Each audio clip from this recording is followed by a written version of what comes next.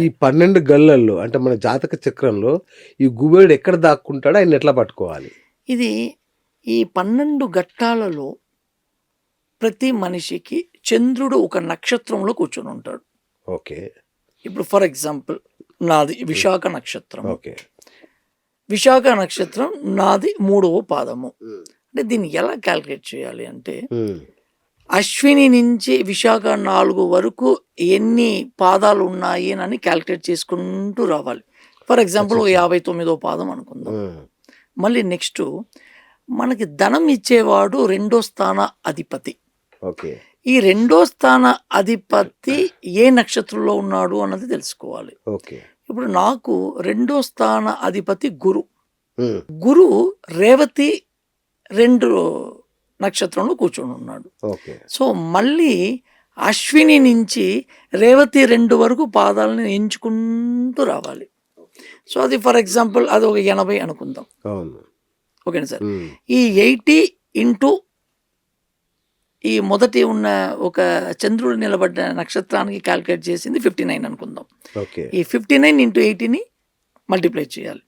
For some amount వస్తుంది అనేసి అనుకుందాం. ఓకే.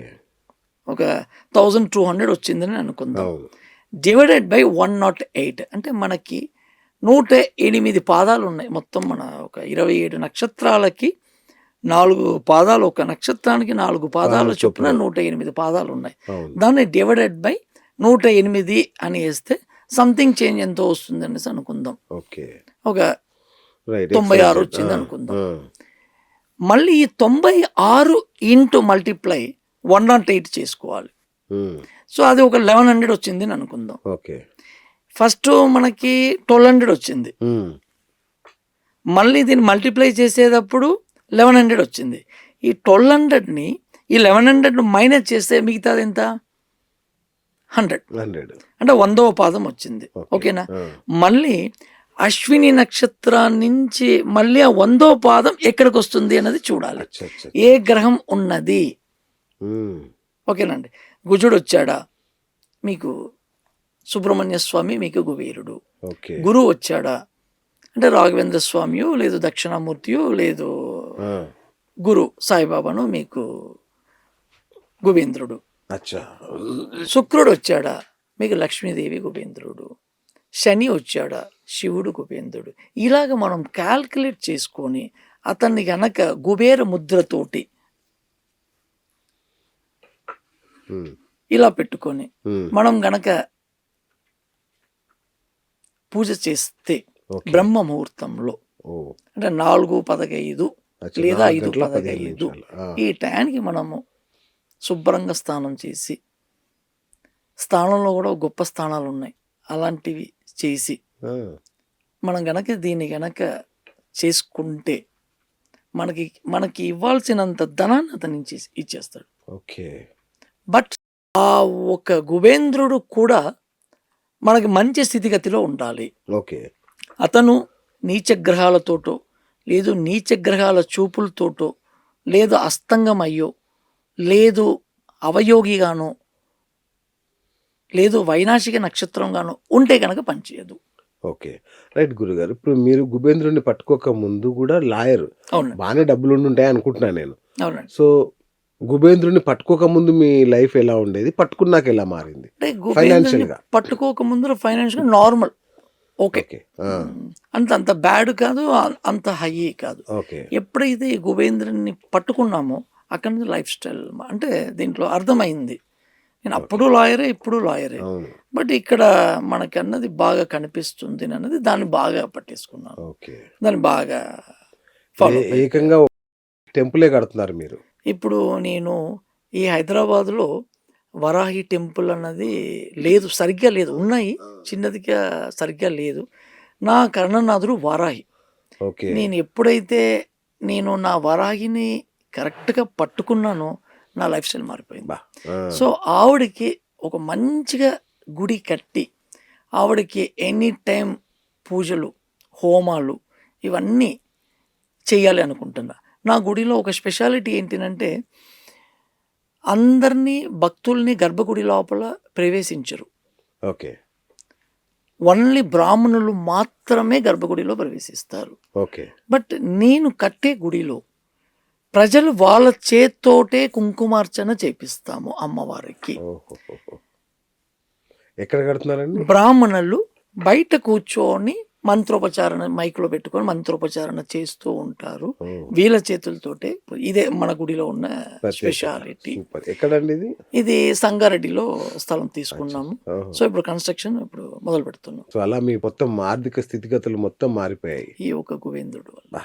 మామూలుగా ఈ జ్యోతిష్యం చెప్పేవాళ్ళు పాపం అన్ని చెప్తారు కానీ వాళ్ళు ఆర్థికంగా ఎదగరు అంటారు. దీన్ని ఎట్లా బ్రేక్ చేశారు మీరు అసలు? వాళ్ళ విషయం అన్నది ఏంటి అన్నది మనకు తెలియదు. మనం ఇది యాక్చువల్గా సైన్స్లో ఒక మెడిసిన్ మనం కనిపెట్టేటప్పుడు వాళ్ళు ఒక జంతువుకి, ఒక ఎలుకకో, ఒక మంకీకో ఒక ఇంజెక్షన్ ఇచ్చి అది ఎంతవరకు సక్సెస్ అవుతుందని చూస్తారు. సక్సెస్ అయిన తర్వాతనే అప్రూవల్ తీసుకున్నాక మనకి మార్కెట్లోకి ప్రజల్లోకి యూజ్ చేయడానికి ఇస్తారు. సో అదేలాగా నేను కూడా ఫస్ట్ నా లైఫ్లో ఇది ఉపయోగపడుతుందా, ఇది కరెక్టా లేదా అన్నది తెలుసుకున్నాకే నేను పబ్లిక్లో చెప్తా. ఓకే. ఇది కరెక్ట్గా చేసుకున్నాను, ఇది నాకు కరెక్ట్గా సక్సెస్ ఇచ్చింది కాబట్టి ఈరోజు అందరూ ఉపయోగపడాలి అని చెప్తున్నాం. రైట్. మీరు కుబేరుని కనుక్కున్నాక మీ లైఫ్లో వచ్చిన మొట్టమొదటి బిగ్గెస్ట్ సక్సెస్ ఏంటి? ఎస్, కుబేరుడి వల్లనే నేను ఇది సాధించాను అన్న సక్సెస్. కేసెస్ లాలోనే బాగా సక్సెస్ అయినా. ఓకే. బాగా కేసెస్, ఎటువంటి కేసునైనా మీరు తీసుకురండి, నేను సక్సెస్ చేపిస్తా. అది ఆ వరాహి అమ్మవారు నా కర్ణనాథుడు ఒక అనుగ్రహం అది. ఓకే. సరే, మీరంటే సక్సెస్ అయ్యారు, మీరు రెమెడీస్ కూడా చాలా బాగా చెప్తారు. సో ఈ కర్ణనాథుని పట్టుకోవడం ద్వారా కానీ ఈ గుబేంద్రుని పట్టుకోవడం ద్వారా కానీ మీ దగ్గరకు వచ్చి సక్సెస్ అయిన వాళ్ళు ఎవరైనా ఉన్నారా? చాలా మందిలో ఉన్నారు. అంటే ఒక మంచి ఎగ్జాంపుల్. ఒక నాగర్ కర్నూల్ కర్ణనాథుని ఇలా పట్టుకోమని చెప్పా, నీకు ఆడపిల్ల పుడుతుందని చెప్పా. ఆడపిల్ల పుట్టింది. 15 రోజుల్లో ఆ అబ్బాయి ఉప సర్పంచ్ అయ్యాడు. నాకే చాలా ఆశ్చర్యం వేసింది. అబ్బాయి మొన్న ఆఫీస్కి వచ్చి గౌరవం చేసి వెళ్ళారు. అసలు సార్ మీరు చెప్పిన ప్రకారం చేశారు. ఇంకొక లేడీ నల్గొండ, ఆవిడ అమ్మ నీ తాళి దోషం ఉన్నది, ఆ తాళిని తీసుకొని వెళ్ళి నీ ఉండిలో వెళ్ళి అమ్మవారు ఉండిలో ఏదైనా నీకు నచ్చిన అమ్మవారు ఉండిలో వేసేయమని చెప్పా. సార్ బంగారు తాళి సార్ అన్నాడు. అమ్మ నువ్వు వేసి చూడు, దాని తర్వాత నీ లైఫ్ ఎలా మారుతుంది అన్నాడు. ఆవిడకి మొన్న మన తెలంగాణ ఈ బీరు మందు దీంట్లో 2 ఇది ఆవిడకి లభించింది. అక్కడక్కడ ఒకటి దొరకటమే చాలా కష్టం. అటువంటిది 2 లక్కీ ట్రిప్ ఆవిడకి తగిలింది. ఆవిడ చాలా సంతోషంగా ఫీల్ అయ్యి, గురుగారు ఫస్ట్ మీతోటే నేను షేర్ చేసుకుంటున్నాను, నాకు ఇలా జరిగింది, ఇంత మంచిగా జరిగింది అనేసి చెప్పినాను. వేరే ఒక లేడీ బ్యూటీ పార్లర్ చాలా లాస్ అయిపోయింది. ఆవిడ 44 ఆస్ట్రోజర్ని చూసేసిందంట. నా దగ్గరికి వచ్చి నేను 45వ ఆస్ట్రోజర్ వచ్చి ఏడుస్తుంది. నేను అన్ని ఆస్ట్రోజర్ చూశాను, అందరు నన్ను ఏమార్చేస్తారు, లాస్ట్కి మీ దగ్గరికి వచ్చున్నాను. నువ్వు ఏడవద్దమ్మా, ఖచ్చితంగా నువ్వు సక్సెస్ అవుతావు, నేను చెప్పిన రెమెడీ చేయను. నేను చెప్పిన రెమెడీ చేసింది విత్ ఇన్ 3 వీక్స్ కల్లా ఆవిడకి కస్టమర్స్ మొదలెట్టేసేసింది, సక్సెస్ అయిపోయింది. ఇప్పుడు ఆవిడ ఏం చేసింది, ఇన్ని రోజుల నుంచి అది ఇచ్చేద్దాము అమ్మేద్దాం అనుకున్న పార్టీస్ ఎవరు రాలేదు. ఇప్పుడు లీజ్కి 90,000 లీజ్కి దొరికింది. హాయిగా ఇచ్చేసి ఇప్పుడు హాయిగా ఎంజాయ్ చేస్తున్నాను.